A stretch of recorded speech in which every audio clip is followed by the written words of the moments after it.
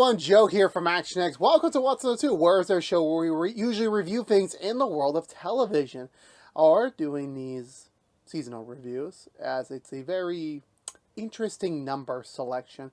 It is episode 666 of What's in the Tube. It's I know it's the devil's numbers. I'm aware. I think I told my partner that this episode was incoming. I was brainstorming like, what do I want to review for this? What do I want to review? And I'm like, I haven't gone back to Doom Patrol in such a long time. And, you know, that the season 2 was a very demonic season. There was a lot, in literal sense. So I thought this would be perfect for our episode 666 special.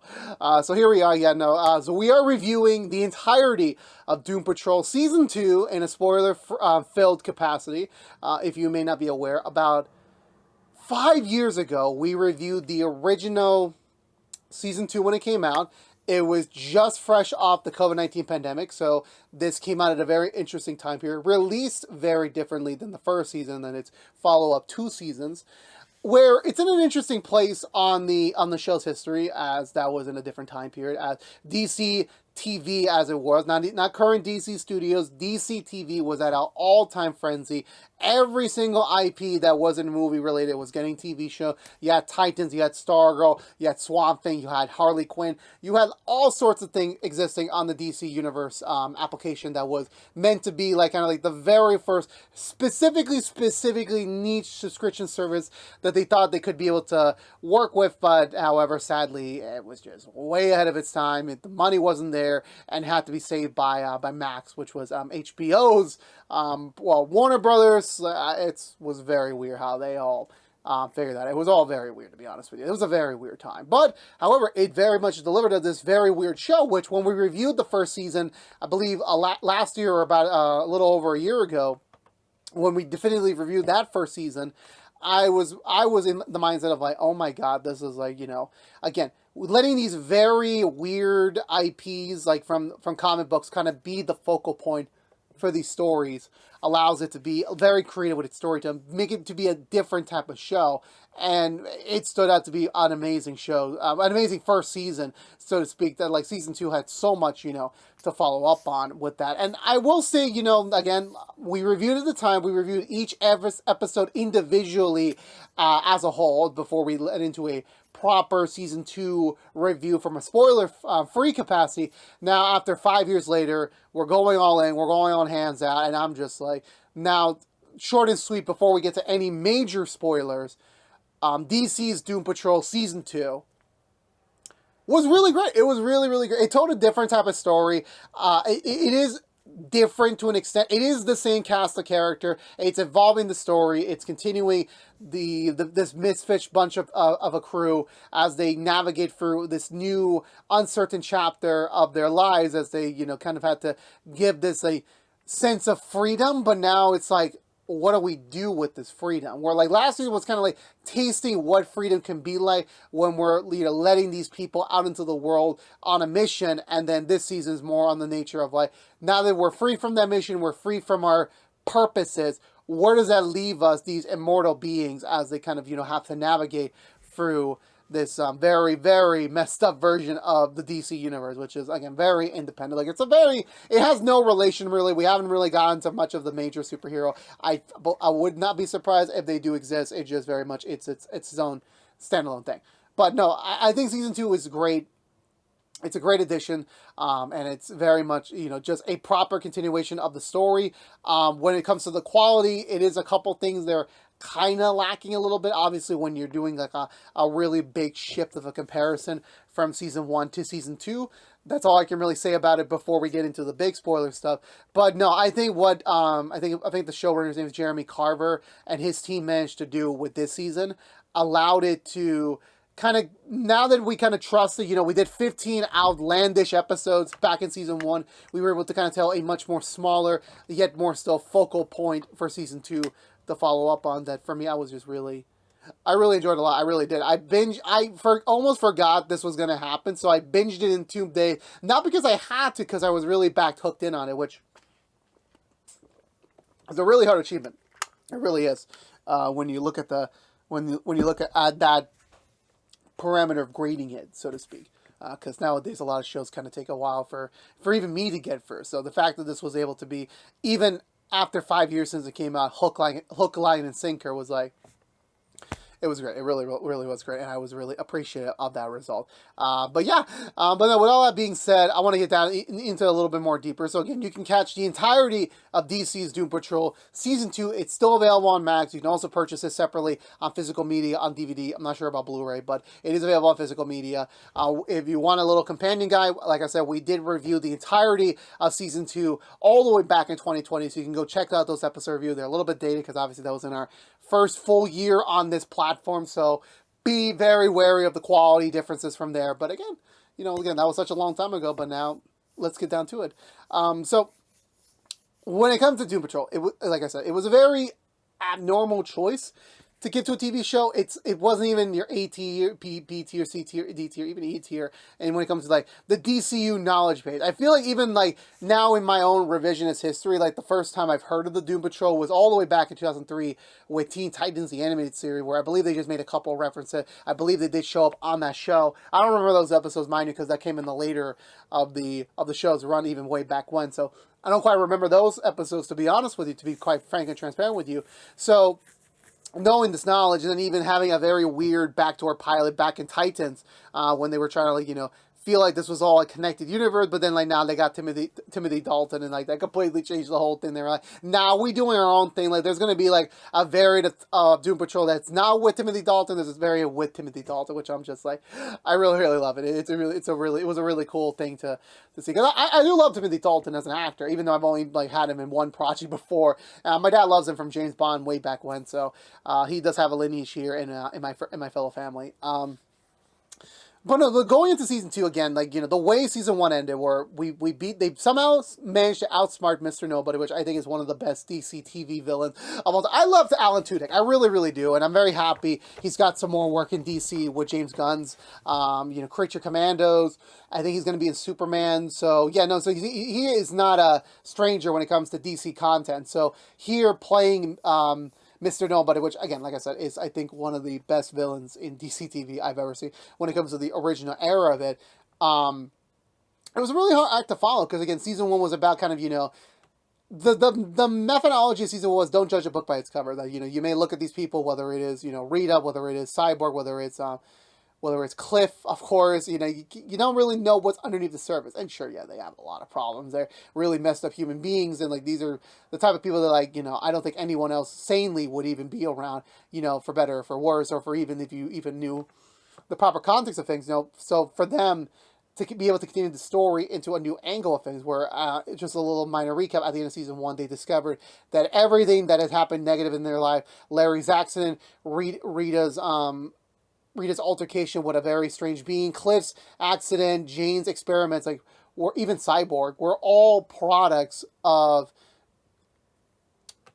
damn, I forgot his name for a second, the Chief's master plan for immortality. And at the time, we just assumed that it was just, like, very much a very simplistic, plan of, like, here's a man, he's very, power hungry, and the last thing he kind of really needs is to be immortal. And that was kind of his experiment with all these, with all them. Rita having her elasticity with her skin, allowing her to kind of maintain a youthful appearance. Then you had Jane with her many different personalities, kind of having their own superpower, which also is increasing the longevity of her life. Then you have Cyborg, who again has all these cybernetic attachments, which allows him to kind of go beyond the certain parameters of human capabilities. Then you have Larry, who, again, being bonded with this alien spirit, allows him to go beyond, even if he is radiation exposed by this point, like, just severely burned. And then you have Cliff, who's, again, a human brain in a robot body. So, like, he tried all these different angles, and they never really worked out for him, like, appeasable enough for him to allow himself to have, like, a real sense of longevity for his life. And then at the end of Season 2, it's revealed he has a daughter, and that's kind of where we pick up with the story, with our new character joining the cast this season, which is Dorothy, which was very interesting for her to kind of be, like, this, like, like, she's very innocent, very sweet, half human, half I forgot the terminology for mother's side of the family. I forgot what it was, but essentially, she has, similar to what now's, what the chief has been after for all these years, is that she is able to is over 100 years old and she's still maintaining to look like an 11-year-old kid. So and she also has some, very special abilities from her mother's side of the family, which makes her of even more of a greater risk, so to speak, as we kind of unfold with the story and realize, the chief's full plan in action, which I guess in a retrospect, that kind of is the storyline for season 2, kind of picking up where season 1 left off, and like understanding the chief a little bit more. Like, season 1 was about introducing us to these characters, putting us in their struggles, and then having to accept the knowledge that they were just part of a science experiment. Like, and how do you move past that? How do you really do? We talk about that briefly at the end of season 1, and we pick it up here where like all these characters are still kind of messed up, even worse so, because I was actually watching King of the Hill as an example recently, where the character Bill Daltrey believed that he was a product of a army project that never got past most of the major planning stages, but they had to sacrifice his good looks, his weight, his intelligence and everything just so for their experiments. So that kind of is the place where like you have this kind of like cultural, mental, like identity crisis where like your entire life has been dictated by another person, not by yourself, not thinking that this was just part of life's plan, now this was part of someone else's plan. Like, how do you really move past it? How do you really, kind of deal with it, and kind of how do you like move on to the next steps of it? And that's kind of always where this for specific with Doom Patrol kind of handles, like there's a majority plot line going throughout, and then the last episode is kind of like dealing with what is coming up next, where all these characters are kind of figuring out what is next for them, what is the next thing, because again, this entire thing that Niles Cauldron has whipped up for them is kind of, it's exposed, it's no longer going to happen. Most of them hate him, some of them are kind of soft for him. It's like, it's a very weird, polarizing opinion when it comes to it, because again, how do you react to someone when they tell you, oh, basically I caused everything in your life to happen, all the bad stuff? How do you feel like that when it was in their control to like not do that to you? How do you deal with that? How is this a big old question mark? At the same time, we have Niles having to deal with his daughter, and having to grapple with the fact that he's a dad that's trying to do best by his daughter, but he just isn't he's out of time, and he's trying to do all of his possibilities to kind of keep not only his daughter safe but the world in check as well. And it's a lot on his mind, to be honest with you. And like when I reviewed it back 5 years ago, I'm gonna call myself, I was 22, I was just still graduating college, and like from my brain I'm just like, that I completely feel for him. I really do, because like at the end of the day, I'm not a dad yet. I'm not like I may have found the love of my life. We're not there yet to having kids, but like I kind of have this grappling of like your kids are the most important things to you. Like when you have that first kid, when you have the second kid, no matter how many kids you have, like when you have that first kid, there's a part of you that kind of innately knows this is going to be my life for the rest of it. And the fact that Niles did everything in his power to do that, whether, of course, he messed up the lives of 5 human beings to do it, is, it's not a great feeling to have. It really isn't. And he kind of has to wrestle with his morals, having been alive for over 100 years himself, to kind of like, realize, what do I do now? What do I, how can I, atone, but at the same time, how do I, do what I need to do for my daughter, which again, for him, it's the most important thing in the world. And her joining the cast, her having being this fish out of water, this like, putting her in a very weird place as well, where like, she's meeting these people for the first time, these people that Niles has talked about for decades, most likely during their brief interactions when they were together. And thus having to kind of, wanting to be a part of the family, because again, all of her life she's been stuck in Danny, the sentient street that got blown up at the end of season 1. That's all she's known for majority of her life. So her finally meeting this group of people that her dad's always talked about for years and years and years, finally getting to meet them, and like kind of like trying to find this, another sense of a found family, because, I feel like even loosely in season 1, we saw these 5, I kind of having realized, I think we're the only people that can somehow tolerate the other, whether or not we really are compatible or not. It's that weird dysfunctional found family aspect that I think, in all sorts of media, whether it's film or television, that we still gravitate to, that we still, that we still love to see, because it's the banter, it's the mannerisms between them. It all makes it for entertaining content. So then, as we reach into like more and deeper into season 2, getting to see the characters mostly trying to figure their shit out. Pardon my French, as they're continuing to, like I said, figure out who are they, what can they do next. Again, now that Niles is kind of away from their vicinity to an extent, where do they pick up from here? Where can they realistically go for their next chapter of their lives, whether it's by their choice or given to them? And I think it creates all sorts of different opportunities for them to not only spin off into their own solo storylines again, but also to allow for more banter between them. And I think that's a really interesting regard as a result.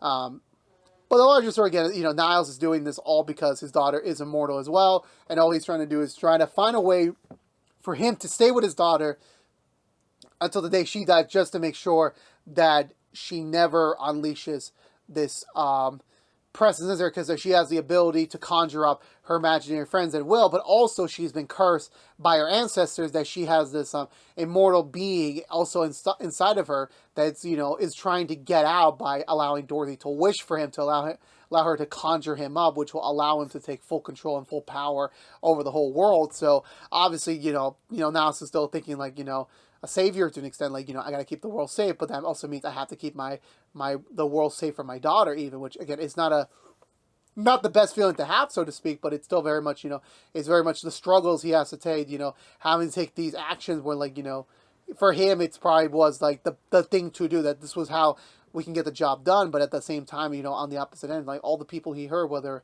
it was directly or indirectly, it's starting to weigh a toll on him, and all of his actions are starting to catch up to him. So like, it's not the same as things were before. When he was in charge, he was always maintaining control. He was like, I'm bankrolling the mansion. I'm paying for the food. I'm like, so all y'all are following me, y'all are listening to me, which like all that's come due. So now him kind of being alone, kind of having him, be that solo parent with no support system.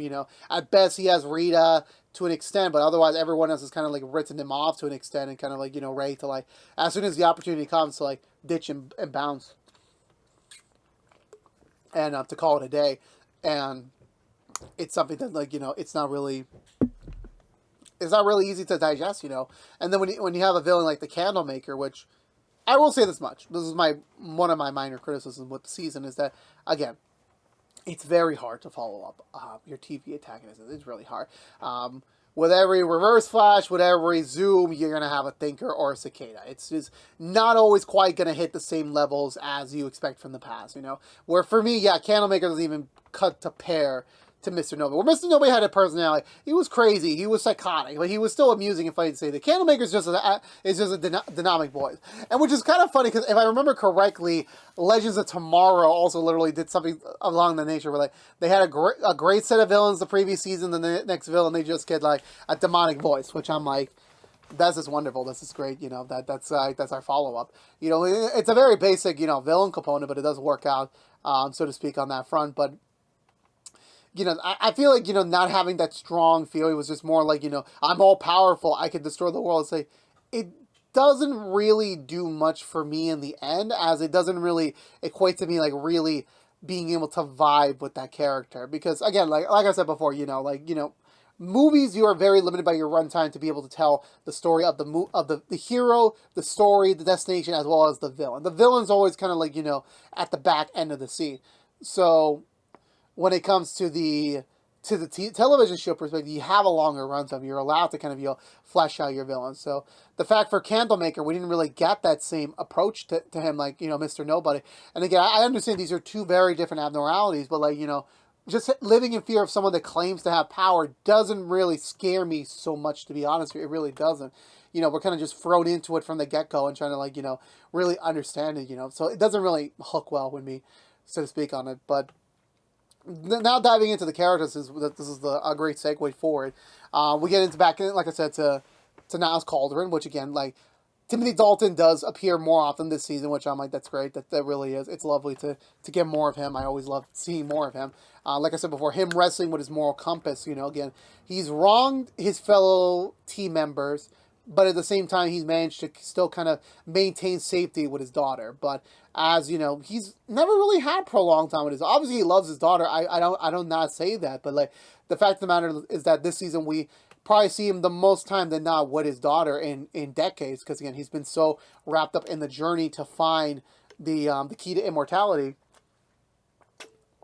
that not being able to spend consistent time with your daughter, like, it creates a little bit of friction, him having to not deal with, like, obviously the attitudes of the Doom Patrol, which again, obviously comes with reason, because again, these guys are pissed at him, because they could have led somewhat normal lives or natural lives, and this man kind of picked them and reigned them and chose them to be his experiments, basically. So, and we don't really get to see too much of that. There is like a brief moment in the beginning where like he's acknowledging his faults. But at the end of the day, it's the greater good thing where like, the actions he's did was part of the larger plan, even though he never succeeded to do so, and still was part of it.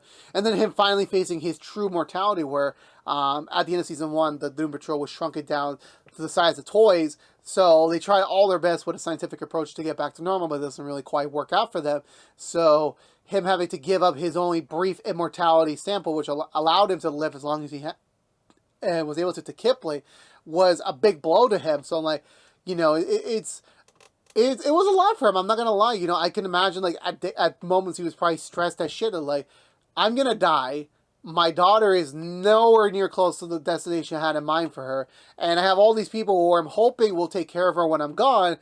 Hate my guts. So I'm like, yeah, it's not really quite anything, positive to say the least about it. Where like he's trying to, figure all that out. It's just not quite working out to say the least on that front. So I do feel for him though, I really do. And then even at the end when he has that epiphany where like it may not seem like, he may not have the time to prevent the world from not dealing with the true ramifications of his daughter's powers, that he's going to have no choice but to like, even to wrestle with the idea of like having his daughter killed. It's just like, and first of all, again, bravo to Timothy Dalton, who was, again, all his classical years of training has allowed him to be right here and now, and like it all worked out to say the least, which I'm like, I love it, I really, really do. And that I just love him as an actor, and he really really flexes his chops here in this one.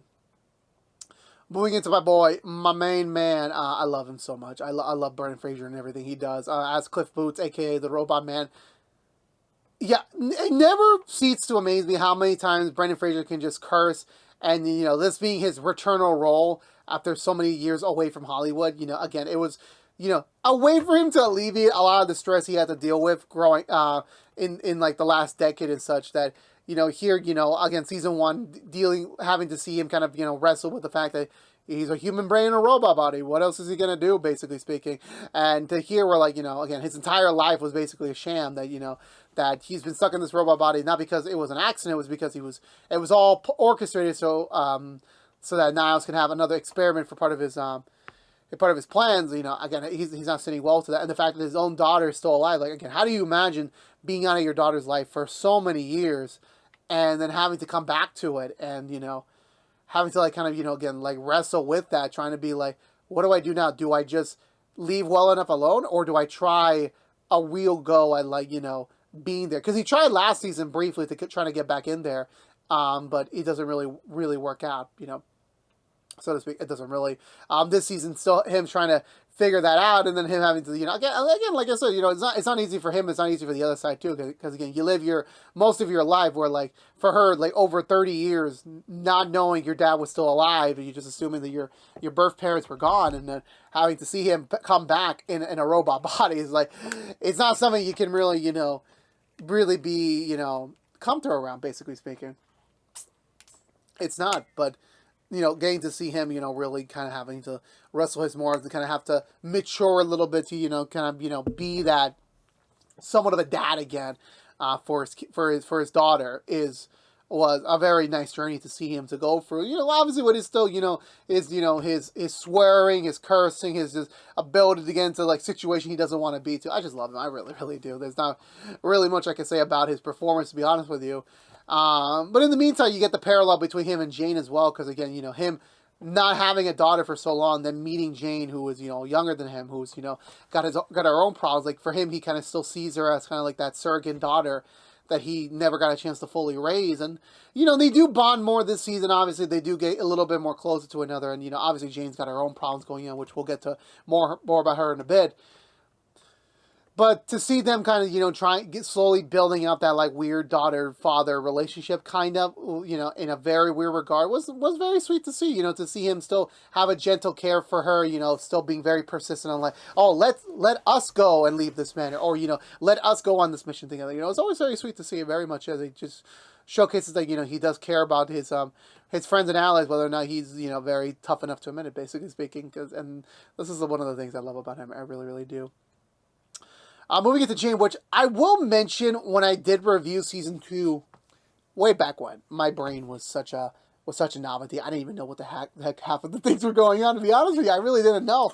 So I kind of had to kind of swing it along at best at times to kind of figure out what's going on. I had no idea what was going on in Jane's subplot, to be honest with you. But now again, like having re-seen season 1 in a much more deeper content, and then at the same time having reviewed live season 4, the last season, there was an ability for my brain to actually now finally understand what was going on with Jane having to wrestle to be the primary persona in this still very slow aging woman who is again been alive for so long, having been so traumatized that she had to create 64 other personalities just to kind of maintain some sort of sense of control over her brain. It's just it's really gone to it because last season, I spoken when I did for that season, is that the questionability of Jane's leadership was thrown into question, considering the fact that the primary goal for the personality is to protect their host, to protect Kay, to allow her to still get to have an opportunity down the road for her to be able to live a proper life, to be able to kind of be herself finally from an adult perspective without having to live in fear and regret and shame. And this season for Jane and her fellow personas to meet the original persona that kind of got Kay out of her abusive situation way back when, it allowed them to be able to kind of like I said, continue with that storyline and kind of allow Jane to kind of once again to a sense ability at the time rest with the idea that maybe Kay's finally at that point where I'm bringing it when Toy Story comes around, when the toys know eventually once Andy grows up, that's it for them. They're ready to move on to either the attic or move on to the next kid. It's either one or the other. So it's for Jane, in her case, the personas disappearing one by one. Obviously it's a big conspiracy by the end by the original host, thinking I know what's best because I was there at the very get-go. I know Kay more likely than not, so I'm able to kind of figure out what is best to dictate to her now after y'all had the wheel for many years and it ain't working out, so now it's time for me to get back in the driver's seat. And Jane again being obviously being the primary, being up on the above surface for so long, again obviously her caring about her existence too, she doesn't want to lose that. She doesn't want to be disappear. She wants to still keep living in a sense, even if her primary objective is done. And that's kind of her facing her own mortality, her facing, her own existence. It's an existential crisis, what do we do now? Does she focus on doing things to benefit herself, or does she do things for the benefit of Kay? It's still very much, a difficult prospect for it, especially, with everything going on. And us learning more about, the original persona and all the things she did to kind of still give Kay the best tools possible to allow her to live a normal life, and also to, be able to, be able to function properly, whenever she's ready. That, again, her seeing more of the unfortunate abuse she had to go through in her childhood, to again, her meeting someone that she hopefully thought was going to be her next forever after, and then having that trust betrayed, even as an adult. It's it sucks. It really does suck. It goes to show, no matter how long you know someone, they could still always, there's a slim possibility they could always bite you in the back, which again, it sucks. And again, it really, for this poor person, for Kay especially, and then all her personas were trying their best to kind of, protect her, allowing her to again, for them to lay the foundation so that when Kay comes back to the surface, okay, here you go. You just live life the way it is. Boom, you're ready to go.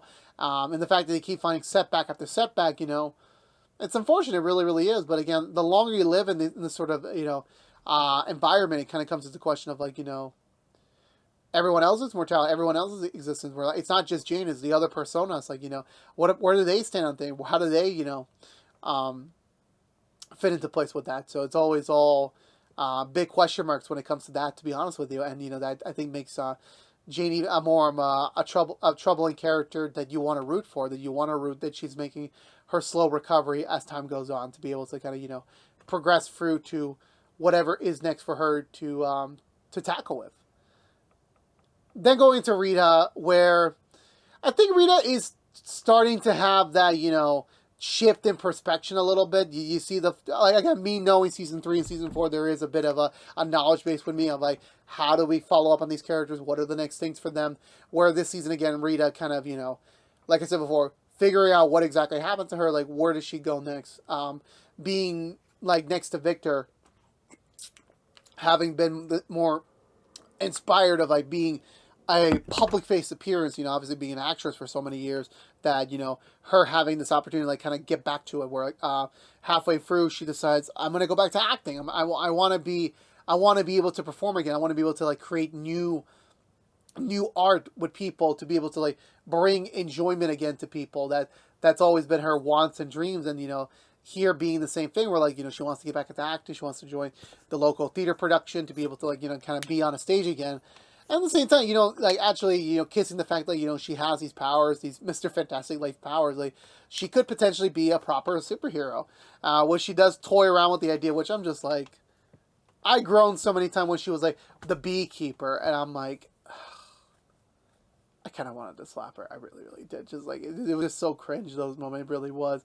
I mean, I get the context of it, like, she's still kind of figuring out her own flair to things, but I'm just like, yeah, no, that didn't really do it for me. I just kind of sat there and like, we need to like kind of move forward with this. We kind of really need to. But no, I think for her, again, like we don't get to really see too much of her own mental trauma this season. We get like brief snippets of it when it comes to her relationship with her mother, especially once we get to the halfway mark, of how that's kind of like mildly influenced her and how the rest of her life has been dictated because of it. And I think as a result, it kind of it paints into perspective of like how are they gonna really mitigate this, so to speak, and how does she's really going to like figure this out, so to speak, because again, I already know how her character is going to follow up on this, so again, her kind of, taking a little bit longer to kind of figure out what's going on with her, and kind of getting that, really wanting to get ahead of things, like trying to like become the next thing she wants to be, but at the same time, haven't been really able to like accept what really is something that she needs to work on, is a different perspective to the other characters, so I think that was the more, rooting part from her, besides the beekeeper stuff. I'm like, yeah, no, I'm very thankful. I believe they cut that next season, which I'm like, oh, thank God about that. I was really, really pleased by that. Then going into Larry, where for Larry this season, last year he briefly touched upon the ideology of like coming back to his family, allowing this to be like kind of his second go at like having a real proper family despite his conditions. Here being that as well, where we kind of, again, shift this as a perspective where, like, Larry's always been haunted by the things he wasn't able to really do in his long life. Like, being able to see his son grow up, being able to, like, tell his wife the truth and, about his, his closet itself. And, the regret continues into this season where he's trying to atone for that. He's trying to very much have those, conversations with the his remaining family members, trying to just appease to them. Look, this was way out of my control. This was never my plan to like just up and leave my own blood family. Like I always had the mindset to come back, to always be able to like to get back to y'all. That was always my real intention. But then at the same time, it's like, is that really what you want to do, personally speaking? Because, again, like, that's, I think, the one unknown aspect of immortality. Again, obviously, you never have the fear of death, but then it's the question of how to live. Because, like, I think for me personally, when it comes to that perspective, I always fear death. I really, really do. I don't know what lies beyond. I am a pseudo-religious person. I am Catholic, so I do believe in a heaven.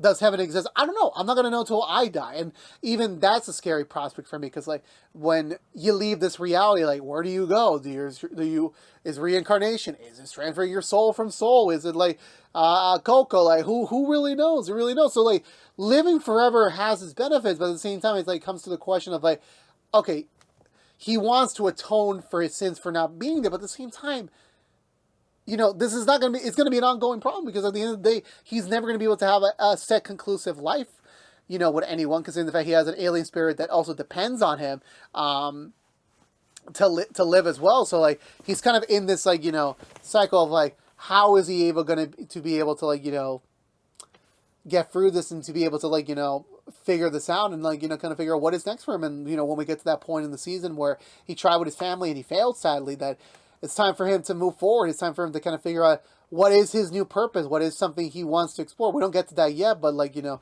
more his wrestling of, like, being able to kind of, have purpose, and to be able to kind of continue living with something really valuable to your life, that's kind of, was something that he had this epiphany on. And I think that was commendable, to the fact that it's not an easy conversation.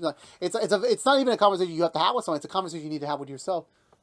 I'm going to live for the rest of my life as long as I can. What can I do with it? What can I really logistically cost with this? Like, there's not that many people that can live forever. So how could you entirely, move forward with that? It's a very difficult thing to swallow as a result. And then moving into Vic Cyborg, our only hero on the team still to this day, I think he has a bit of a minor journey. There's a bit of a like, there was a direction there, but it's also, again, him just kind of, you can't really do too much of the same, where like, he's got his own thing to work on. He joined group in an effort to, kind of work through his problems with his dad, with his own existence, with, like, his sense of self. And then him meeting a girl, which I'm like, yeah, I had a feeling we were gonna get some sort of romantic connection at some point. Being with Vic, that wasn't something I was expecting with the cyborg aspect of it. But him having to, like, go for, like, what the rest of us do. Like, you fall in love with someone, but you're completely oblivious to sometimes they might not be exactly the person you fall in love with. It's like the image creation, or like, even if you know them to an extent, like, you just kind of, hypothetically make up the person, because you think like, oh my God, I know this a little bit about that, I'm going to expand upon it. And like, you're very much disaware of things where this season being him more super independent from his dad compared to last season, him continuing that notion of like, I'm going to be my own hero, I'm going to be my own man, I'm going to be my own self.